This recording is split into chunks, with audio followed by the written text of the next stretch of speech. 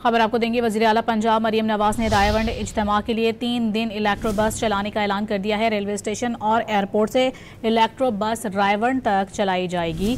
वज़ीर आला पंजाब ने रायवंड जाने वाले रास्तों पर फौरी पेज वर्क का हुक्म भी दे दिया है। मजीद जानेंगे डॉन न्यूज़ के नुमाइंदे अदनान शेख हमारे साथ मौजूद हैं।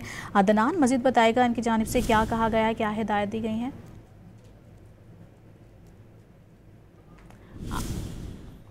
आपको बता रहे हैं कि वज़ीर आला पंजाब मरीम नवाज ने रायवंड इज्तिमा के लिए 3 दिन इलेक्ट्रो बस चलाने का ऐलान किया है। रेलवे स्टेशन और एयरपोर्ट से इलेक्ट्रो बस रायवंड तक चलाई जाएंगी। वज़ीर आला पंजाब ने रायवंड जाने वाले रास्तों पर फौरी तौर पर पेच वर्क करने का हुक्म भी दे दिया है। आपको बताते चलें कि रायवंड इज्तिमा के मौके पर 3 दिन के लिए इलेक्ट्रो बस चलाने के अहकामात जारी किए गए हैं वज़ीर आला पंजाब मरीम नवाज की जानिब से।